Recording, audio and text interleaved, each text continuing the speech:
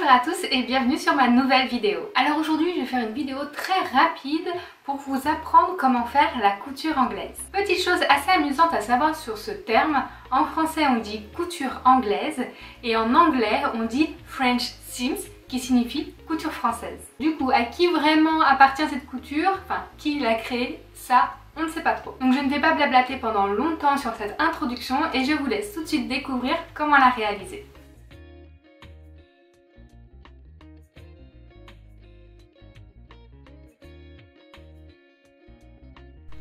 Dans mon exemple, je vais travailler avec 1 cm de marge de couture.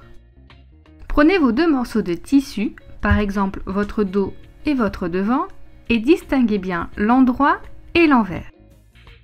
Posez vos deux tissus envers sur envers et bien bord à bord.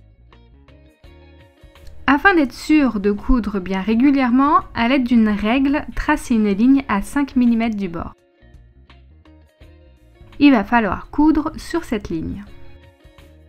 Une fois fait, pour bien faire la couture suivante, repassez celle-ci. On passe d'abord le fer sur la couture pour détendre le fil, puis on ouvre celle-ci. Dégarnissez un petit peu les marges de couture.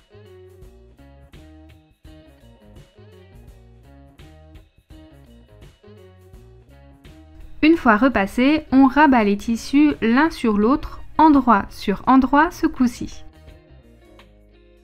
Le fait d'avoir repassé permet de bien poser sur la couture.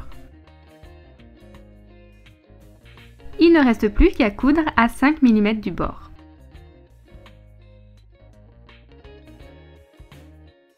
Le principe de cette couture est de faire propre à l'intérieur du vêtement. On finit avec un dernier repassage et voilà la couture anglaise totalement finie. Et voilà, vous savez comment faire la couture anglaise. Donc comme vous l'avez vu, elle est assez facile à faire, mais il faut faire attention de bien être régulier quand on coud.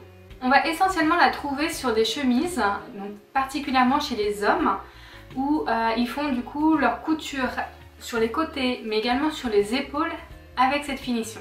On la retrouve bien sûr sur les vêtements femmes, par exemple les vêtements qui ont une découpe dans le dos. Souvent il va y avoir cette finition pour vraiment faire propre. Bien sûr il ne faut pas la faire partout, par exemple pour les emmanchures, car ça peut gêner, parce que c'est quand même beaucoup d'épaisseur et ça ne permet pas aussi d'avoir des arrondis très jolis. Vous pouvez vous amuser à la faire sur vos blouses, par exemple sur les lignes de côté et les épaules, mais aussi pourquoi pas sur vos robes. Je vous laisse en tout cas ici avec cette finition. Et si ça vous a plu, n'hésitez pas à me mettre un petit pouce bleu et à vous abonner à ma chaîne si ce n'est pas encore le cas en cliquant là en bas sur le petit bouton et en activant l'alerte pour être au courant de mes prochaines vidéos. N'hésitez pas à me retrouver sur mes réseaux sociaux qui vont s'afficher juste ici et moi je vous dis à très vite pour une nouvelle vidéo. Ciao!